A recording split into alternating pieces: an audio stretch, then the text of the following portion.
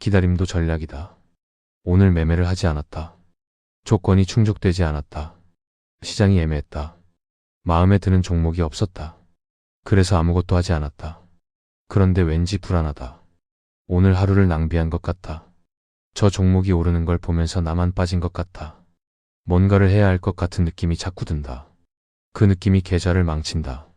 트레이딩에서 가장 과소평가되는 기술이 있다. 기다리는 것이다. 매수하는 것도 기술이다.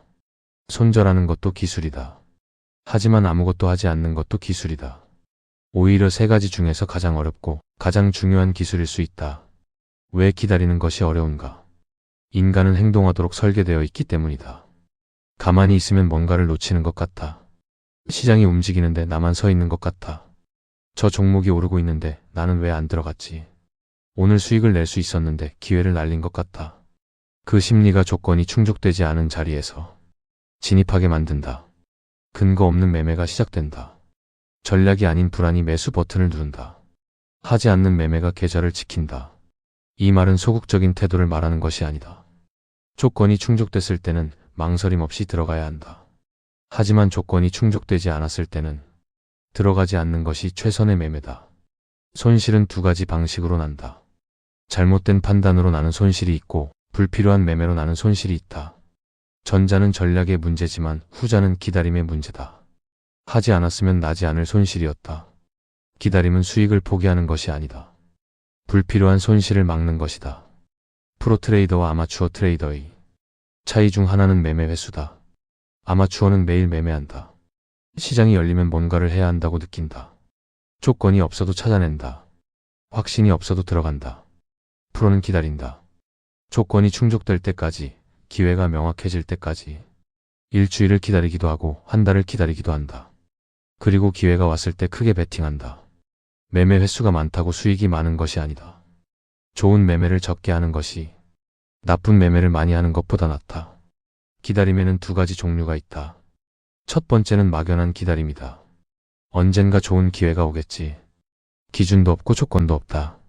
그냥 불안하게 시장을 바라보는 것이다. 이것은 기다림이 아니라 방황이다. 두 번째는 전략적 기다림이다. 내가 어떤 조건에서 진입하는지 명확히 알고 있다. 그 조건이 충족될 때까지 움직이지 않는다. 시장이 어떻게 움직여도 흔들리지 않는다. 조건이 오면 들어가고 오지 않으면 기다린다. 전자는 계좌를 소모한다. 후자는 계좌를 지킨다. 오늘 아무것도 하지 않은 날이 있다면 스스로에게 물어봐라. 조건이 없어서 하지 않은 것인가? 아니면 두려워서 하지 않은 것인가? 전자라면 잘한 것이다. 전략대로 움직인 것이다. 오늘 계좌를 지킨 것이다. 후자라면 다른 문제다. 기다림이 아니라 회피다. 그것은 별도로 들여다봐야 할 심리다. 기다림은 나태함이 아니다. 전략이 있는 사람의 기다림은 다음 기회를 위한 준비다. 에너지를 아끼고 자금을 보존하고 심리를 안정된 상태로 유지하는 것이다. 그 상태에서 기회가 왔을 때 망설임 없이 움직일 수 있다. 조건 없이 매일 매매하는 사람은 기회가 왔을 때 이미 지쳐 있다. 자금도 줄어있고 심리도 무너져 있다. 기다린 사람만이 기회를 온전히 잡을 수 있다. 하지 않는 매매가 계좌를 지킨다. 기다림도 전략이다. 그것도 아주 중요한 전략이다. 무리해봐야 잘 되지 않는다. 발 뒤꿈치를 들고 서 있으면 오래 서 있을 수 없고 가랑이를 벌려 큰 걸음으로 가려고 하면 제대로 걸을 수 없다. 억지로 크게 보이려 할수록, 억지로 빨리 가려 할수록 오히려 무너진다는 뜻이다. 2500년 전에 이 문장이 트레이딩에서 무서울 정도로 정확하게 들어맞는다.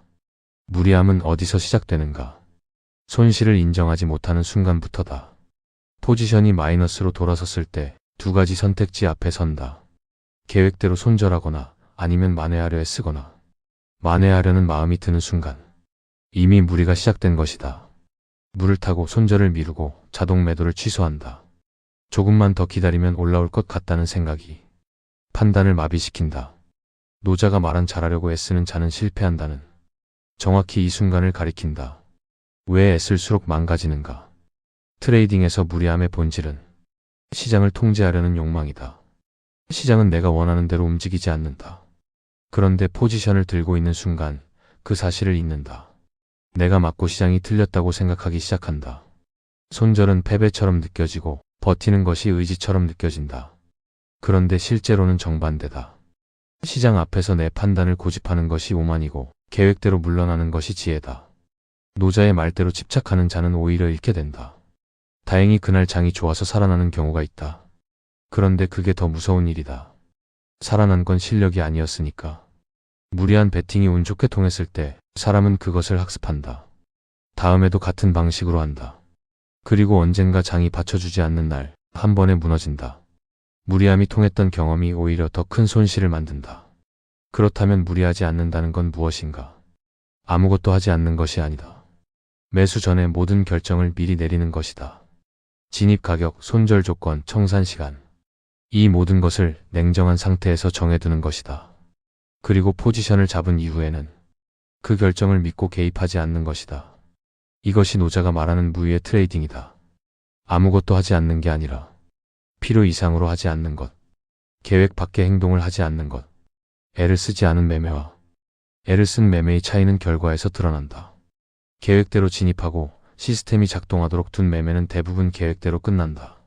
화면을 들여다보고 취소를 누르고 물을 탄 매매는 대부분 계획 밖으로 흘러간다. 무리함과 평온함의 차이는 단 하나다. 계획 밖의 행동을 했는가, 하지 않았는가.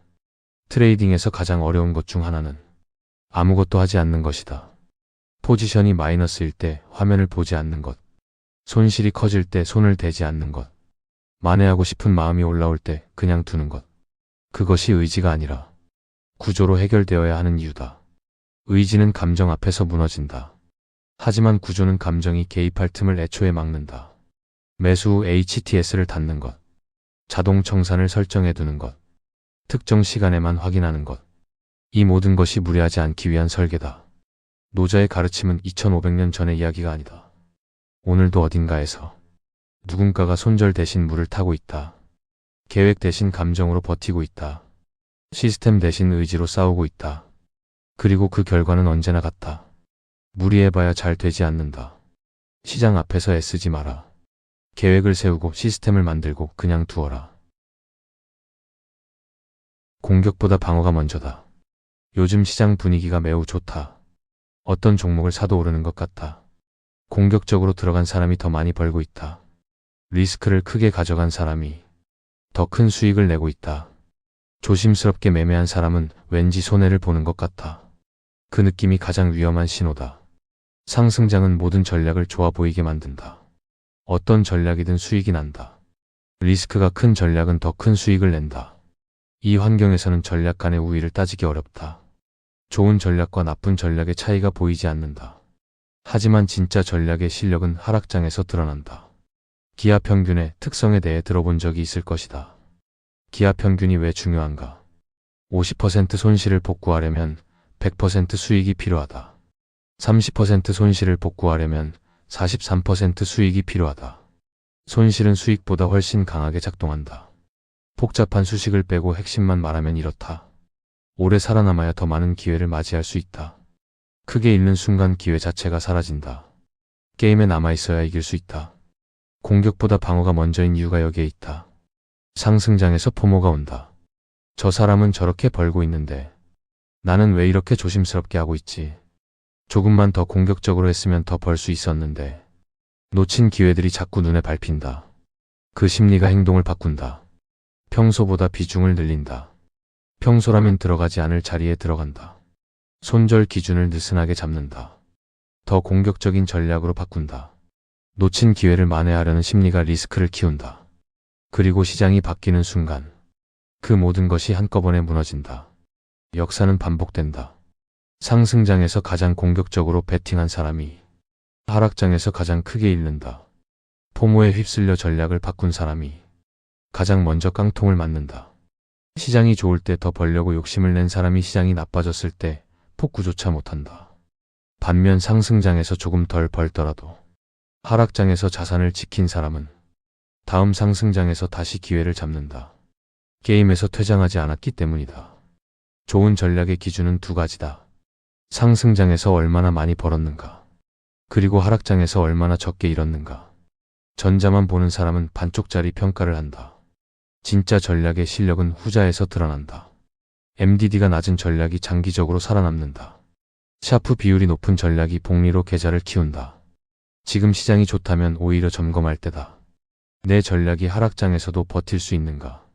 지금 비중이 내가 감당할 수 있는 수준인가? 포모에 의해 전략이 바뀐 것은 아닌가? 상승장은 반드시 끝난다. 그 이후에도 게임에 남아있으려면 지금 방어를 먼저 생각해야 한다. 오래 살아남는 것이 전략이다. 공격은 그 다음이어도 충분하다. 아플수록 복귀하라. 승리한 대국의 복귀는 이기는 습관을 만들어주고 패배한 대국의 복귀는 이길 준비를 하게 해준다. 바둑기사는 대국이 끝나면 반드시 복귀를 한다. 방금 전까지 치열하게 싸웠던 상대와 함께 처음 자리로 돌아가 돌을 다시 놓는다.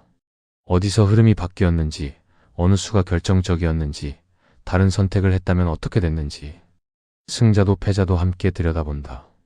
특히 패배한 대국일수록 복귀는 더 철저하다. 아프기 때문에 피하고 싶지만 아프기 때문에 더 깊이 들여다본다. 그 고통 속에 다음 승리에 씨앗이 있다는 것을 알기 때문이다. 트레이딩도 다르지 않다. 대부분의 트레이더는 수익 난 날 복귀하지 않는다. 잘했으니까, 기분이 좋으니까, 굳이 들여다볼 필요가 없다고 느끼니까. 하지만 수익 난 날의 복귀가 이기는 습관을 만든다. 왜 이 진입이 좋았는가? 무엇이 맞았는가? 어떤 조건이 갖춰졌을 때 이 전략이 작동했는가? 그것을 언어로 정리하고 몸에 새기는 과정이 습관이 된다. 수익을 운으로 넘기면 다음에 재현할 수 없다. 수익의 이유를 알아야 반복할 수 있다. 손실 난 날은 더 문제다. 빨리 잊고 싶다. 모니터를 끄고 자리를 피하고 싶다. 복귀를 시작하면 또 그 순간으로 돌아가야 하고 또 그 고통을 느껴야 한다.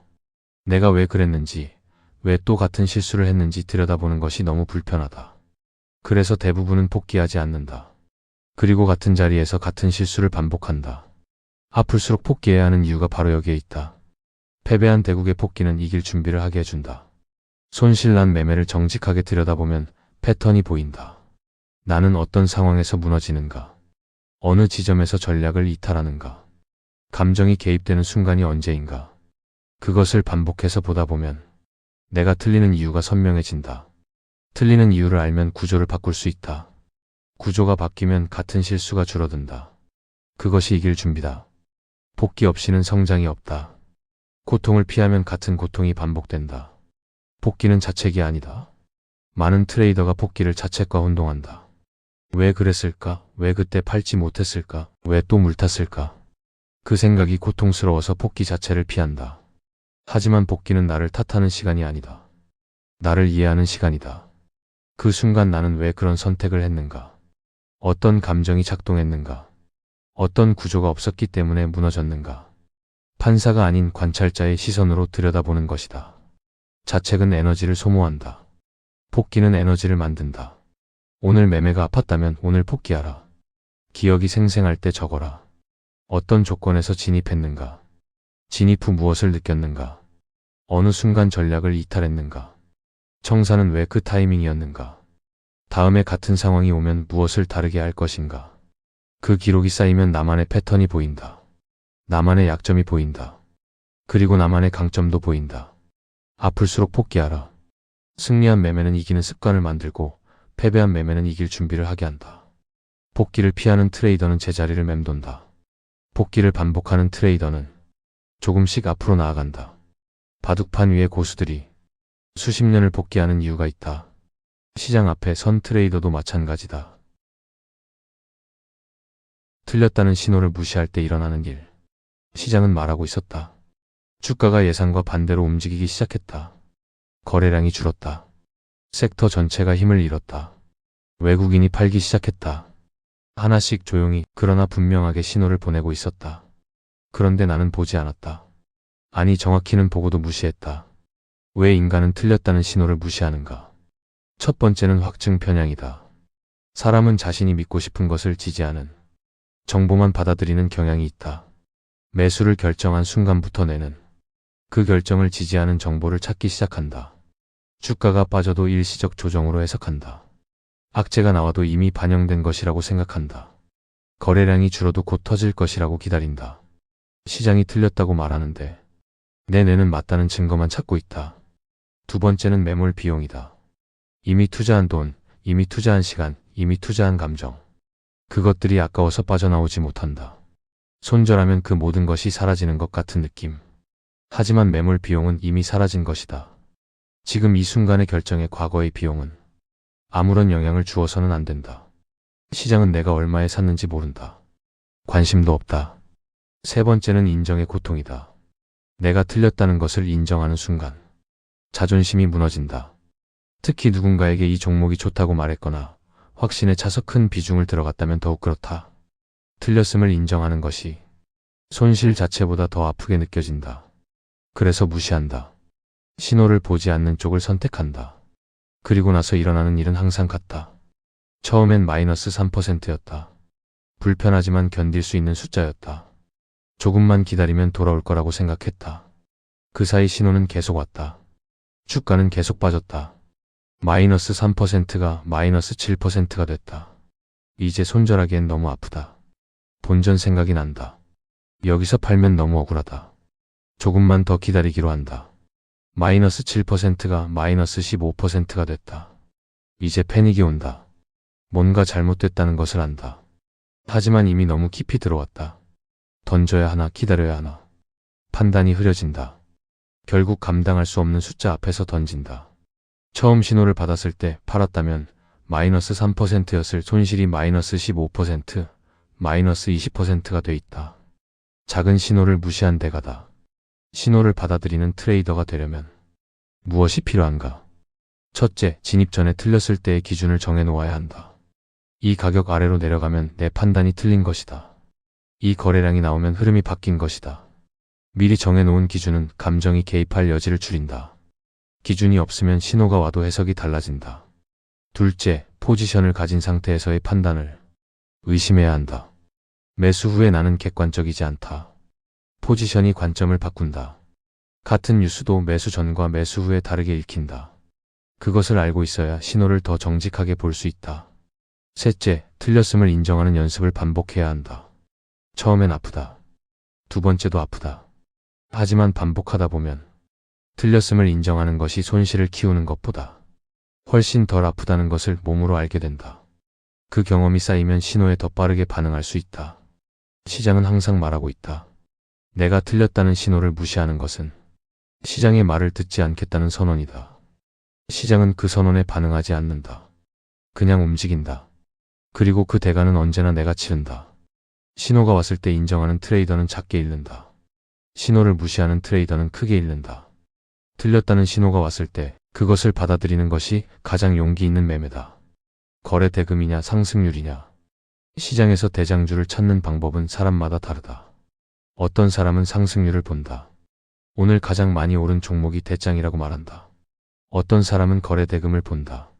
가장 많은 돈이 몰린 종목이 대장이라고 말한다. 둘 다 틀린 말은 아니다. 하지만 둘 중 하나만 보는 것은 절반만 보는 것이다. 먼저 각각의 의미를 정확히 이해해야 한다. 상승률은 인기도다. 해당 주식의 가치를 현재보다 얼마나 높게 보느냐에 대한 이야기다. 상승률이 높다는 것은 그 종목에 대한 기대가 크다는 의미다. 시장에 관심이 집중되어 있고 매수하려는 사람들의 욕구가 강하다는 신호다. 하지만 인기는 실체가 없을 수 있다. 소수의 사람이 강하게 밀어올린 것일 수도 있고 단순한 루머나 기대감으로 만들어진 상승일 수도 있다. 상승률 하나만으로는 그 움직임의 신뢰성을 판단하기 어렵다. 거래 대금은 신뢰도다. 그 종목의 가치 상승을 신뢰하는 사람이 얼마나 많은지에 대한 이야기다. 거래 대금이 높다는 것은 많은 자금이 실제로 움직였다는 의미다. 말로만 좋다고 하는 것이 아니라 실제 돈을 베팅한 사람들의 집합적 판단이 담겨 있다. 시장의 격언 중에 이런 말이 있다. 차트는 속일 수 있어도 거래 대금은 속일 수 없다. 자전 거래를 통해 거래 대금을 만들어낼 수 있다고 말하는 사람도 있지만 유동성이 적은 일부 종목에서나 가능한 이야기다.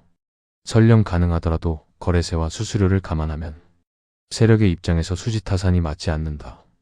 결국 거래 대금은 시장 참여자들의 진짜 베팅이다. 그렇다면 두 지표를 어떻게 조합해야 하는가? 네 가지 경우로 나눠볼 수 있다. 상승률 높고 거래 대금 높은 경우. 인기도와 신뢰도가 모두 높은 상태다. 시장에 관심이 집중되어 있고 실제 자금도 대규모로 유입되고 있다. 대장주의 조건에 가장 가깝다. 상승률 높고 거래 대금 낮은 경우. 인기는 있지만 신뢰도가 낮다. 소수의 자금으로 주가를 끌어올린 것일 가능성이 있다. 추격 매수가 들어오면 쉽게 무너질 수 있다. 화려해 보이지만 실체가 약한 상승이다. 상승률 낮고 거래대금 높은 경우 신뢰도는 높지만 시장의 주목이 아직 적은 상태다. 대규모 자금이 조용히 모이고 있다는 신호일 수 있다. 상승의 초기 단계이거나 매집 구간일 가능성이 있다. 주목할 필요가 있는 종목이다. 상승률 낮고 거래대금 낮은 경우 인기도 신뢰도도 없다. 시장에 관심 밖에 있는 종목이다. 대장주와는 거리가 멀다. 필자는 이 논리를 바탕으로 대장주를 판단할 때 상승률과 거래대금에 각각 가중치를 부여해 점수화하는 방법을 쓰고 있다. 어느 한쪽에만 집중하면 판단이 왜곡된다. 상승률만 보면 실체 없는 급등주에 속는다. 거래대금만 보면 시장의 주도 흐름을 놓친다. 두 지표를 함께 보고 그 조합을 수치로 환산할 때 비로소 대장주의 윤곽이 선명해진다. 숫자는 감정보다 정직하다.